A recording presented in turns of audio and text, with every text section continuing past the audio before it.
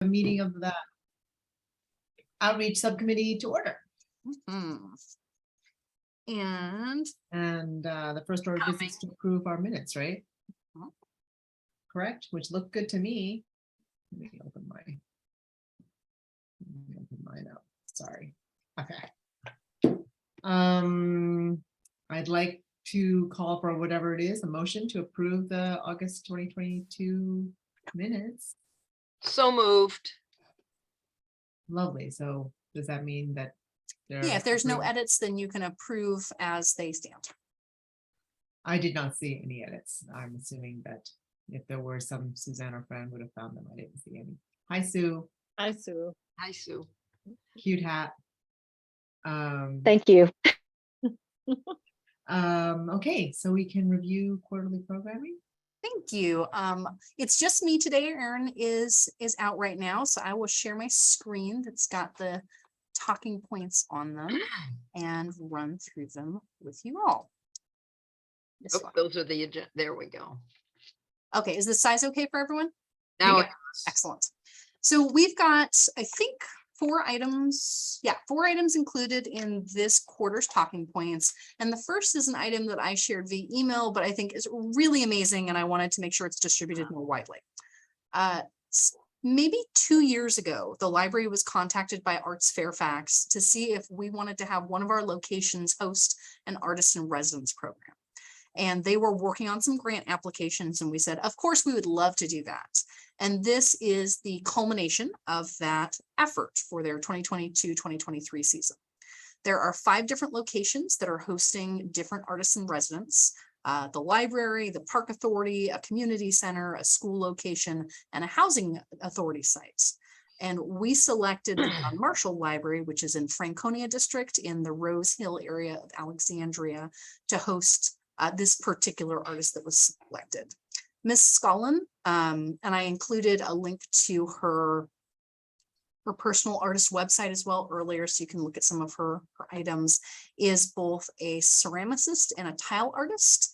And in particular, she does tile work that is influenced by Ikebana, which is the Japanese art of flower and fern and greenery arranging. So the program that she'll be doing first, which registration opens today, is a 5-class tiling workshop that they invite duets to come to. So it can be a romantic partner, a spouse, it can be a friend, just someone that you come with, and you tell your life story and you create tiles that are a mosaic of that shared life story that you have together. We're really excited about it, and we're jazzed to see how this is all going to work out. So right now we're asking that trustees help us spread the word about the art workshop. I know normally everyone is pretty indoctrinated to using the library's event calendar to sign up for events.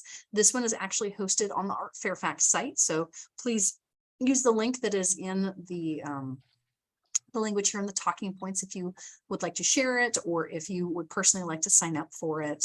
And if this goes well, we're going to see if we can continue the partnership at other locations. Ms. Scollin is a ceramicist. She's a visual artist, but other artists also include the new Fairfax Poet Laureate, who is going to be doing poetry readings and poetry sessions with the Park Authority.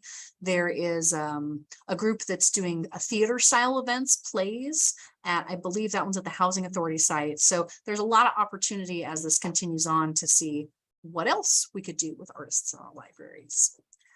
Did anyone have any questions or things you would like modified in this language? I have questions. I don't have anything to modify. I'm just curious. Artists in residence, do they have space to work? Is that what that means? So not to start with. To start with, we are using the term in residence to mean that they will be working over the course of a year from a specific facility. So they'll be using the meeting rooms at the John Marshall Library, and eventually we'll be housing some of their artwork, but they don't have like a studio where you could drop in and see them doing it. We don't have a kiln in-house at John Marshall. So by artist in residence, what we mean by in residence is that they will be giving classes, they'll be giving talks, they won't be working. They're not in residence working. It's not like interesting. Very, very cool. This is extraordinary. I don't know if you guys clicked her link, but beautiful. all five of the artists that are selected have done some amazing things. So even if you can't participate in this series, or if this type of art is not your bailiwick, there's so many options out there, and they're all really amazing and gifted. Fran, I think I saw your hand up as well. I just noticed it says, the second bullet, the John Marshall Branch will host artists. Ah, good. Edited. Fixed. Got it. Thank you very much. You are very accurate as always. Just jumped out at me. Our editor-in-chief.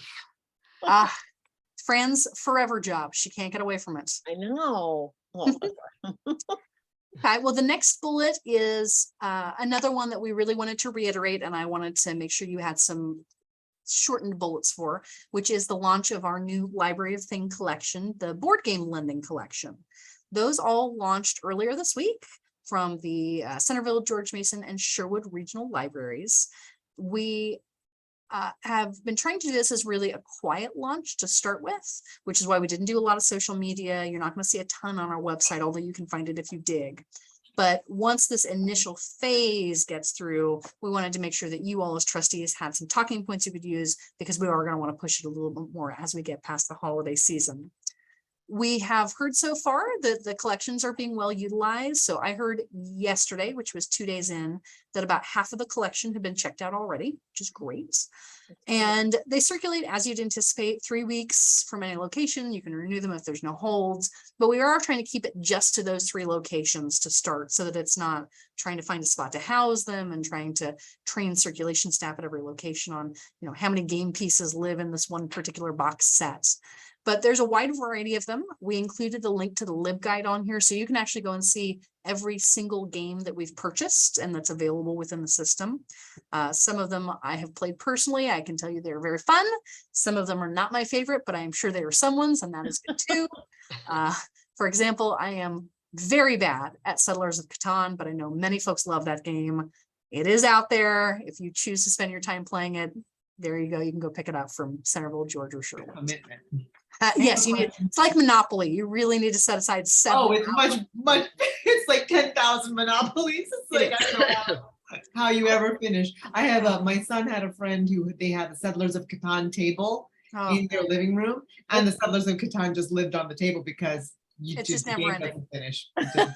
it's the game that never ends. And I didn't Yes. like Monopoly when I was a child either, for the exact same reason. I need a duration that I can win within, and Settlers of Catan is not that game. It early on revealed that I would not be a good capitalist, because I was always owing rent everywhere. Well, I had 2 older brothers. Maybe that was the problem, but I was like, I guess that I went into public service. So I have a question. Yeah, of course. For the third bullet, items checkout isn't, if it's a verb, isn't it 2 words? Or is that a verb? Isn't that more? I defer to your expertise. If you I don't, want to I'm make not, words, I will don't know. make I mean, the words. language is changing. It could be, but that looks better to me, but I don't know if anybody else has a.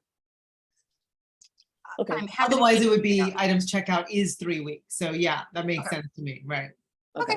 I have another Happily question about edited. this. Yeah, sure. About the games. Yeah. Because so many games do come with so many pieces. What constitutes a return? Because, you know, like children using games, Mhm.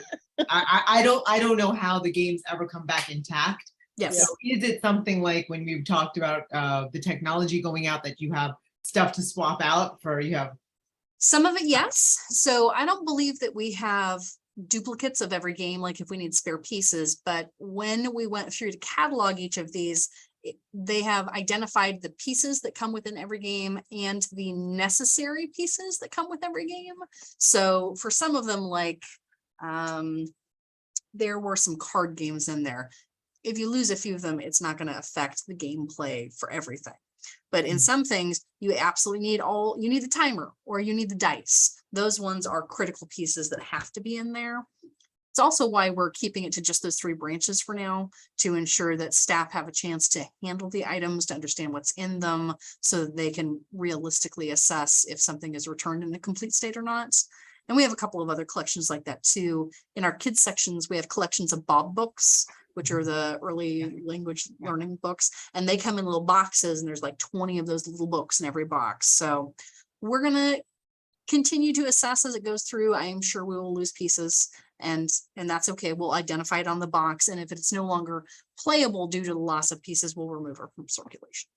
So is there a system of assessing whether you want to keep doing it, if it Mhm. just, so do you guys have a rubric in place to decide that? Yeah, so we have a staff committee that is comprised of branch staff, folks from technical operations, and Mohammed Aslami, one of our branch coordinators, is the project manager for this Library of Things collection edition rollout. And what they're doing is they're trying to incorporate best practices from prior launches of Library Thing collections into this, and keep a close assessment on utilization and issues that crop up with this one to affect the next one. So right now they're anticipating that we're going to launch a spring collection of gardening tools. And that is very different than board games. It's obviously one piece at a time, but they are tracking things pretty closely. And the board game ones are the ones that would have the most losable pieces to them. Yeah. Suzanne? Oh, I'm sorry, Sue? Yeah, could I ask a question? How do we determine which libraries get which initiatives that, like these board game lending opportunities or the Yeah. technology? That's an excellent question. So sometimes it is simply a matter of space. So for the board games, we had available space at those locations. We had staff that were interested in managing the local program, and we had staff that had time to participate in the committee work that went on with it. For technology initiatives, we look at gaps within the community. So when we started checking out the Connect kits, which are the MiFi units and the laptops, the branches we started those at were ones where we knew there was either a high utilization of in-branch computers, or there was a low adoption of home devices, as identified through a couple of different surveys. For these ephemeris collections that are less driven by what's in a person's home, it's a number of other factors. So for the board games, we launched at three locations because we had space on the shelves for them and people who were interested. For the gardening collections, that is still TBD, but we're thinking we're going to try it either with locations that have really strong gardening groups that are associated with us that can help us market the devices that as they come out, or locations that have really beautiful gardens that are attached to the facility so that we can talk it up as people are looking at the green spaces when it's spring and it's getting really nice out. For some of the future ones we're looking at, we also try and identify community needs and gaps. We've been talking for years now about launching a tool lending library, like lots of different kinds. Things that are pointy and sharp or gas powered, like chainsaws or quickly nixed, that's not happening. But regular tools that you maybe only use once or twice a year, we were thinking about a location like Tyson's, where you have a lot of people who live in condos or in apartment complexes, and you just might not have the space to have those all the time. So lots of different factors go into the assessment. Okay, thank you. You're very welcome. And Suzanne? Yes, I'm assuming they have to be returned to the branch they're checked out at. We are certainly hoping that, yes. The board games have, it looks like a bungee cord, but it's not. It's like a, did anyone have a Trapper Keeper when you were in school? Yeah. So it looks like the bungee thing that goes around a Trapper Keeper, but it goes, part of it goes up and part of it goes around, and then goes around here and then goes under here. So you have to kind of squidge it all the way around, jam the game in, and then let it swing back. So it can certainly transit through the delivery system easily. We're not worried about that part. We're hoping people will return them to the location they checked it out, though, because those staff have more training and expertise now on the stuff that is in there. Okay. And my second thing was, I'm still hoping someday to see seasonal cake pans. No. A lot of libraries do them. I will not do that, Suzanne. Do you know how much cleaning goes into that? Right. I cannot do that to our beloved staff. User beware. You know, if I borrowed something from the library to cook with, I would take it home and wash it first. And you are a delightful human being, and I appreciate that. But I could not guarantee that everyone would do that. And I do know that there are awesome library collections out there where they do have seasonal cake pans. It's great for things like kids' birthdays. Like, right. You only need a SpongeBob SquarePants birthday cake pan once. Right. I get that. But we have so many other opportunities to expand out in this area in ways that don't require our staff to It would have be a some. perfect way to get a dishwasher in every branch staff room, which staff would love. I will take that under Oh my consideration. Thank you, God. Suzanne.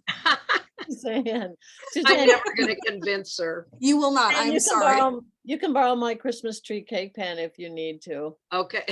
I would much rather the ukulele collection. I could see that happening. Okay. Okay. Okay. I think I hit everyone. Did I miss anyone? I think I got everyone. So the third bullet in here is our winter reading program. This is at this point a staple for us. It's the companion piece to the summer reading program. And this year's theme is Cozy Up with a Good Book. Very similar to the summer program, it's run through Beanstack. So if anyone has any questions or issues with tracking time or the books that you've read, we've got both information up on the LibGuide, and staff can help folks as you have questions. You can track starting December 1st through January 31st. And we're going to be using some of the data that we gather from the winter reading program to help inform any modifications that we might need to make to next year's summer program. We definitely heard trustee feedback at, I think it was 2 meetings ago, about how Beanstack can be less intuitive to use.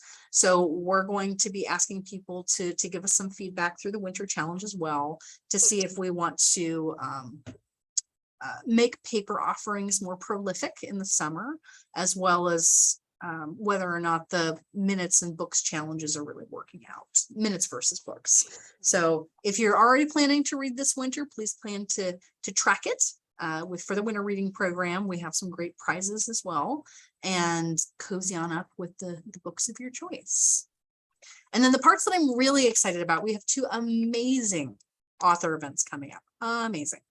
Whoa. Yes. So Laura Numeroff, if you give a mouse a cookie, I'm so excited. I tried to insert the program poster for this and could not figure out how to make it small enough and retain the definition on things. So I linked to it.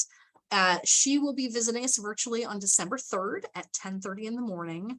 We're very excited. She's going to do some readings from her books, and it's perfect time for kiddos. She's an amazing children's author, so we're really happy to snag her. And then virtually, we'll also be having someone I think many of you have probably seen before and have read his book. Ibram Kendi, author of How to Be an Anti-Racist, is visiting us virtually on December 7th at 7 p.m. I had checked these yesterday when I was drafting the talking points, and there were still spaces in all of the sessions if you were interested. These are two big ones. So many thanks to our Programming and Educational Services Director, Renee Edwards, for getting those queued up. She also gave me a heads up that we have, where is it? We have, oh, here it is. We have just finished signing a contract for fall, and we will be doing an in-person event at the Alden hosting Nicole Hannah Jones. If you, not open yet, don't have all the details yet, but it will be in February, and you all will be among the first to know. But Renee and her staff have been doing a really great job of queuing up a broad mix of age ranges of authors, virtual and in person. So these are just the 2 that are coming up in December that I thought you would like to know about and to help promote. Jessica, did I read that Laura Numeroff is being filmed so you can see it if you can't attend or not? Because that's a terrible time for preschool teachers and early elementary teachers to participate. It's a Saturday. Oh, it is a Saturday. Yeah, Okay. it's Saturday, December 3rd at 10:30. Okay. Okay. Yeah. And it does not say in here that she will be allowing us to record it. We have to negotiate individually with authors to see if they'll let us. I can double check on that. I don't know at this time. Okay. Sorry, I thought I didn't look at what day of the week it was when I signed up. I will check. Thank you. Thank you. You're welcome. Sujata? Regarding Ibram Kendi, great guest, really exciting. Yeah. He is, of course, extremely controversial. So it's already November. I'm assuming, we're going to put these talking points out. People are going to be looking at what we're offering. So I'm just, I want to ask in advance Mhm. what the thinking has been, discussions have been, have there been any regarding protecting yourselves, staff, et cetera, what we can do about that, because they haven't stopped talking about in 2020 that the schools invited him for Sure. a training. They still haven't stopped talking about it. So I'm concerned Yes. about that. And concerned about our staff. So just if we can Well, I really appreciate that. And there are a couple of things in place that have helped us with prior events that I'm happy to share. So the first is this is a virtual event. So people, okay, that helps. yes, people Mhm. who want to participate have to opt in. You're not going to accidentally walk past the event. You're not going to just find yourself there. This is something that people who are interested will self-drive to. In addition, what we have done with past author events is instead of having an open chat session, all the chats are directed to a moderator, and then the moderator then scrolls through them, pulls collective questions, and then passes that back over to the panel or to the specific author in this instance. So instead of having a full open chat where anyone can maybe be sharing things that are not on point with the topic at hand, it's all moderated. In addition, if for some events in the past, we've auto turned off everyone's cameras so that it is the full screen full of the author and the facilitator and the experience that you're having, and maybe less background bombing of what other people have going on, or particular viewpoints that might be trying to espouse in an overriding fashion instead of participating in the event as it's anticipated. So that's what we tend to do. The virtual ones are definitely a little bit easier. We'll probably have to talk a little bit further when we queue up for the February event. Because that one is in person at the Alden. But for these two, I think we're pretty well able to handle it. Just to keep in mind, I it said virtually right here, and it just flipped my mind. I It's didn't fine. know this, but the event when he came from CPS was, of course, was 2020. It was also virtual. Mhm. And what they objected to most was the money that was spent on this author, Sure. and calling him controversial devices, blah blah blah. Hmm. So we can expect, I'm just saying it's always better to expect that the traffic, the email traffic, what we're going to be getting from Yeah. some people who disagree with this this concept would be up. And so for each of us as trustees, we might be hearing about that. So maybe if there's some sort of just a plan for beforehand, and then the afterward, and the FOIAs and the everything else that comes along with. Okay. We had not anticipated that, only because he has done other local library author events in recent years. So he did a Maryland co-op library event last year, I think. Jessica, can you hear me? I can hear you. Yeah. Hi, Phil. Go ahead. I'm sorry to interrupt. Good. Oh, you're fine. Yes, I can hear you. And the feedback that we heard from our colleagues there was, it was on both sides of the fence with this one, but I will talk with Renee a little bit further about this event and see if she has gotten any feedback already, or if she can develop some talking points for the board in advance of when you all might get some stuff popping in your inbox. Thank you very, very much. Yeah, of course. Phil, I'm sorry. Did you have a question or something to share? The problem, I've been on the meeting all the time. I have computer trouble where nobody else in the world ever does. So I heard you, but I couldn't, my mute thing was blocked, and the start video was blocked. So I called one of my IT people. He came down and he just fixed it. So I've been on the meeting, but I haven't been able to make any comments, so it's fixed now. So I just wanted you to know I've been on the meeting. I'm sorry. All good. Well, we're happy to see your face. Thank you. Thank you. Okay. Did anyone else have any comments or feedback on any of the talking points? I've made the 2 grammatical additions changes that Fran suggested, but otherwise I will send these out to the rest of the board. Okay. Excellent. Thank you all. And then Sujatha, I had, my apologies on getting the agenda out late. I had added one additional item on here, knowing that Fran was anticipating participating, just as an update on fan activities and kind of the opportunities for intersection with this committee on there. So I don't know if you wanted to have that on there. I think that's a great idea, and I've been thinking about it since we had our last fan meeting, so yeah, I'm all for it. Okay, great. Let's go. Excuse me. So Fran, part of the reason I thought this would be appropriate to talk about was staff are developing a series of talking points for the fan committee. And those talking points are around the 3 kind of potential expansion and budgetary request areas that have been developed over the last couple of meetings. So it's around an expanded collection, it's around future expanded hours, and it's around support for intellectual freedom and censorship challenges. And so staff are still working on those, Fran, TBD on probably Thanksgiving week, but those are still in queue. But between the work that FAN is doing and Outreach's efforts to ensure that we're connecting with other trustees on these topics and with elected officials, it seemed opportune to use this meeting time to talk about how the Outreach Committee could support those talking points that the FAN committee has generated. That's my introductory spiel. And you want me to say something? I will leave it up to anyone else who would like to. I just wanted to put it out there that staff are working on those at the bequest of the FAN committee, but that may warrant some additional activities or actions from the Outreach Committee if you all would like to buddy up and have a broader disbursement group when they're developed. Okay, I well, think I that can makes chime great in if sense. you want me to, Sujatha, unless you want to say something. No, please, I'll just. Okay, chime in. so, and I'm going to start on a different point, but I'm going to circle back to what we're talking about here.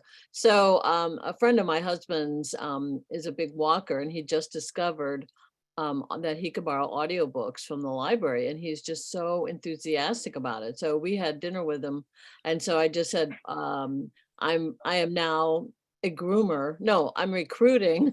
I am recruiting advocates. She had to go on camera. Did you? Let's see who's awake here. And he was very enthusiastic about being an advocate. And while I was just sort of speaking off the top of my head to him, the things that I came up with knowing him were that, you know, he said, you should have a lot more audiobooks available for borrowing. I said, well, here's the reason we don't. I went through the ebook thing being, you know, you have to buy the license and time limited. Our budget should be, the collection budget should be 20% of our total budget, but only 13%. So, and it really grabbed him. And he was like, yeah, put me on your list. And I made a promise, which I haven't discussed with the committee or with library staff, but I said, you know, and when we'll be going along with the budget timeframe, when we tap you to participate, and we will provide you with talking points. So you don't have to memorize an elevator talk, but you can look at this list of talking points and see what applies to you and your interests. And then what we say is that we give you the facts, and then you provide the personal, the emotion, the oomph to it. And we will also send you how to contact your supervisor or your state person or your federal person. And that may have been an overreach, but if we don't do the specific, at least we may have a website of how to identify who's my supervisor or who's my representative or who's my this or who's my that. So, and so I'm excited that, you know, that we're kind of moving forward. And let's see, I challenged our committee, as Sujatha knows, because I sent out a sort of na email like, I've got my contacts. Have you got yours yet? I've got mine. Yay! I think I have more than 2. I have like a whole bunch. I do because too. Everybody flipping loves our libraries. So Throw down, Yeah, throw down. I had lunch with Sheila, so I recruited Sheila, you know, as a former board member, and she's on board. And she said, and I'll get my book group too.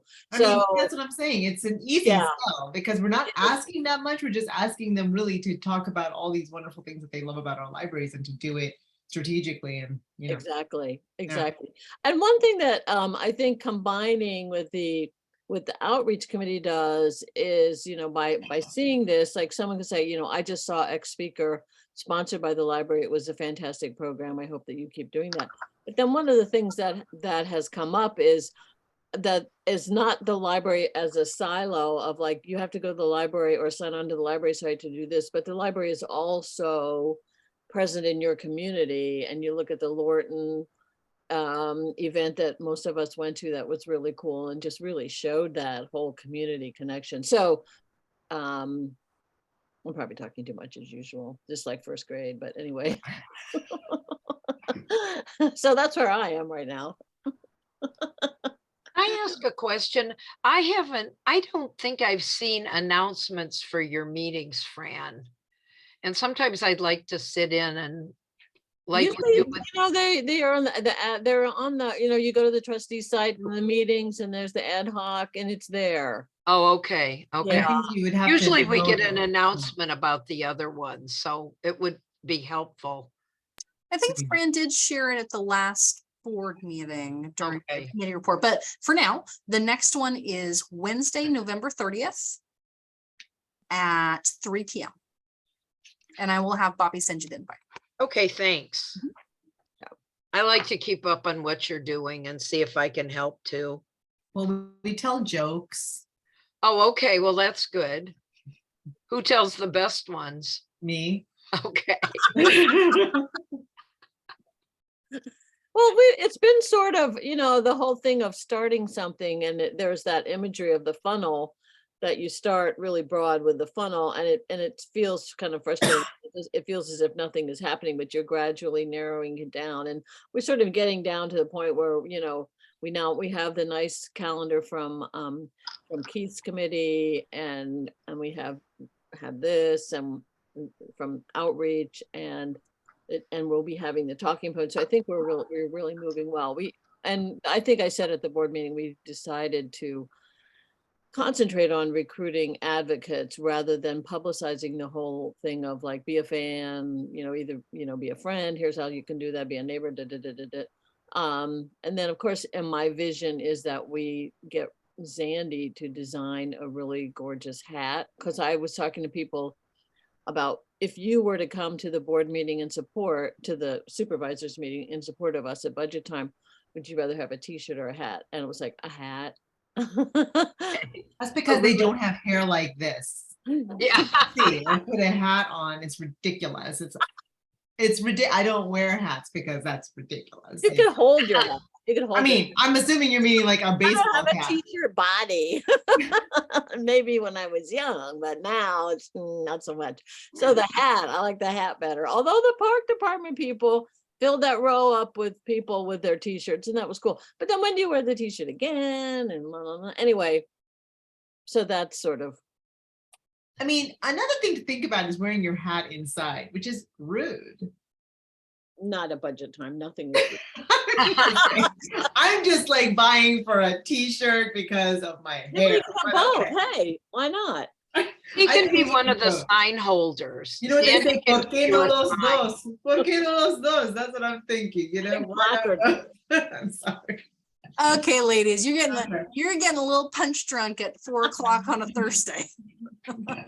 Jessica, I'd like to make a motion that we get Suzatha a t-shirt for the budget hearing. Done. I'm not even gonna wait for a Out- second. We you're will out find of- her a t-shirt. You're out of order because Thanks, that's part of- Bill. that's a different committee. They're out of order. That's a different. That's not this committee's decision. It's So maybe we should our get sunglasses. We'll just There look you go. really cool. Umbrellas. How about umbrellas? okay. Now that's even worse inside. I know. Sue just looks so cute in a hat. That's why she's like wanting hats. Because look at her. Oh, ladies Sorry. and gentlemen, sorry, Phil. Well, I think that is the end of your agenda items, unless there are other items folks would like to add for discussion. Can I make just one comment on this budget thing? You know, would it be, maybe you've thought of this, but would there be some way we could try to energize, like get people from the Friends group to come to the meeting? And I think, you know, I think like if there's 10 people there, it's no big deal. But, you know, if we could get like each Friends group to get 4 or 5 people, just a carload, you know, we could have like 75, 80 people sitting in the room, whether we wore a hat or a t-shirt or even if we just had little signs they could hold, that they know they were there with the library. And then, possibly the supervisors seeing that plus our testimony, might move us a little closer. I think doesn't usually someone from the Friends group speak at the budget hearings? It's usually the foundation. It's the foundation. Yeah, and Fran, please correct me if I'm wrong, but I think part of the goal of having a list, a distribution list, was to include the Friends groups. Right now, the group is trying to reach out beyond the groups that we already know are really supportive of libraries. Is that right, Fran? Am I remembering? Yeah, and I think that's a terrific idea.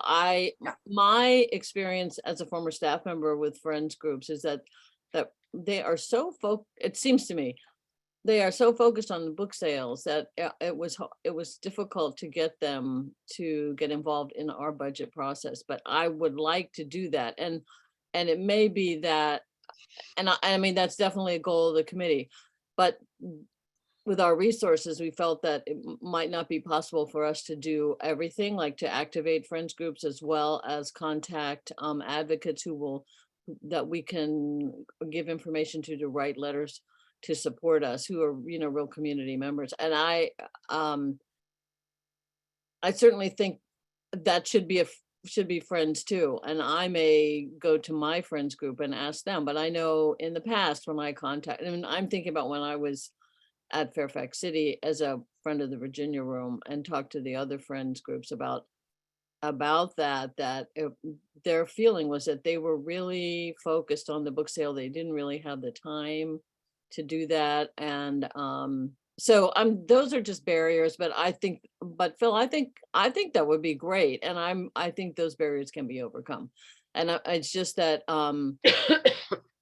not spreading our committee too thin and not accomplishing anything, and starting with the advocate part of it seemed like a good place to start. So that's. And how about our teen boards as advocates? Right, and that's on our list too. Yeah, in. but wouldn't you say that, Sujatha, because you're a member of this committee too? I would focus think, and then expand to. I would think this. See, like you just said about Friends, they are already cued into the library, right? So we have so many people that use the library, that love the library, that really are grateful for our libraries, but they just don't have any idea the way that we're funded, that we're underfunded because they don't know what they get and they don't get what they could get in terms of books and circulation, et cetera. So tapping into these new resources, that's really like what I think is the goal. Like people, especially people who kind of are activists by nature, because I have a lot of activists by nature friends, and it is in their nature to advocate for various things, and so tapping into them and saying, we could really use a carload, whatever you say, carload of people to just descend on the budget meeting for this purpose, which we've never done before. Like, how about let's do that? We've not done it before. Is exciting for people to begin with. And it's also that really so many of them have young children, and or grandchildren in the community, that it's like, it's different from Friends because they're new. They haven't thought about this at all before, about the Friends groups are doing book sales, and in their head, they're thinking, we're supporting the library needs us. If we don't do this, we are already doing your budget for you. In their mind, on some of them, we are helping with that process. But other people have no idea, that they might be able to get some actual, with their tax money, some more benefit to their community. So it's a great to again, different, but different. ¿Por qué no los dos? So let's just do. And I just want to add too, because Phil, I know that you do a great job of advocating with your political contacts, because you're really connected to the politicians, and I see this as an opportunity for friends who are no longer able to participate in the whole book sale thing. As that's very physical work and it's very difficult. And I have a feeling that in Friends groups, there will be individuals say, well, you know what? I can't be lifting these books anymore. And so I will be glad to write letters. I will be glad to make phone calls. So the friends are definitely on, I don't know, Phil, are you, can you hear me? I don't think he's engaged anymore. Bill, Bill, Bill, Bill, Yes. you know, I was answering your Talking question, to but I you. couldn't tell if you were still engaged or not. Fran's been talking to you. Sometimes my hearing is not good. So try me Okay. one more time. I'm sorry. Well, I was just sort of, I was responding to let you know that how much we do value the friends and look at this as an opportunity for them besides the book sales to participate in helping the library get official funding rather than the funding that they provide. So we're definitely looking at that. And also I was giving you a compliment. I don't know if I should repeat it though, because no, I was saying I know what a good advocate you already are, because you're really connected to different political leaders on many levels. And so that, just to let you know how much we appreciate that, and that the idea of using the friends is that we're definitely I would think like,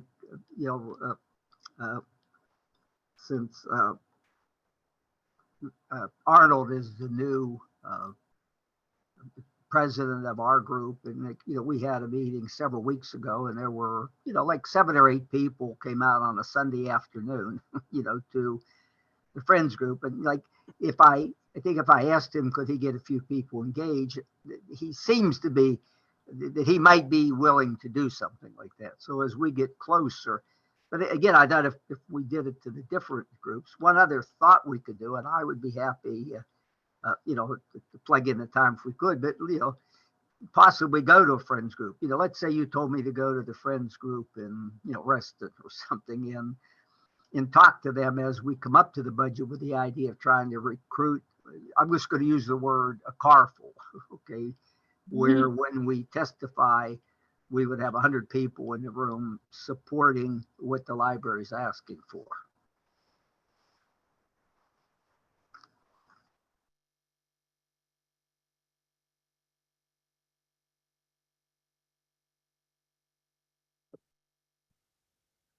Sounds good to me.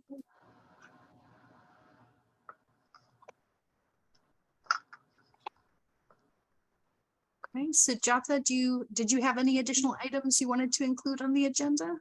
I have 0 other additional items to include on the agenda. Suzanne looks like she's like dying to say something. You have the face of someone. Oh, who's no, dying. I'm just, No. I'm thinking about poor Jessica, who's been up since 2:30 in the morning. And here we are just. And we're popping just off. babbling We're just along. popping off, babies way in the rear view mirror, I blah, blah. love all of my meetings with you. I have many notes of follow-up. But no, I mean, I'm glad personally to see this progressing. I think that between the work that the fan committee has done to hone in on some of the areas that we can get stronger community engagement around areas of need, and then tying it in with the budget talking points that Keith's group came out with, and using this group to really get the word out more to an extended group of people, I think we're going to be in a good situation come budget time. Absolutely. There's no way. It's an undeniable argument. And when all of us together, like, are, like convening on one point and our community is behind us, vocally activating and on the same point, how do you say no to that? You can't say no to that. That's what I think. Right. Go libraries. I can see Hannah in a little cheerleader outfit with a big L on it, or FCPL. Come Or on. just books, and her things look like books. Yeah, we'll just get her some little bookie shake wristbands or something. She'll be ready. She's really into dinosaurs right now, so they'll probably dinosaur. There's always that phase, isn't there? The dinosaur. Yeah, it's early. It's early. That seems early, yeah. No, I don't think so. No? Charlotte's already past dinosaurs and No. she's 4. Okay. Tell me more. I'm ready to It be is a past it. phase in general with most No, if you people. only had a dinosaur cake pan, you'd be. I know. I could make her a cute. Oh my God, you just need, or cookie cutters. I think more. I have cookie cutters. I think the cookie cutters are more likely. They're so much more work than Yep. cakes, though. And to clean cookie cutters, spare me. No, thank you. Oh, they're worse, much worse than cake pans, I think, to clean cookie cutters. All of the above take effort with a soap and sponge set. Yeah. Yes. and Does she brushes. like Coco Melon? Okay, let's adjourn the meeting before I get into. Before we discuss Coco Melon, Yes, we must. I agree with that. Let's I adjourn. move we adjourn. Did you set another meeting date or do you need to do that before you? I adjourn? will check with Sujatha on some dates about 3 months out, and then I'll be in touch with the committee. Oh, because you may want to. Okey-dokey. Okay. Yes. Okay, all Bye, everybody. adjourned. All adjourned. Thank you.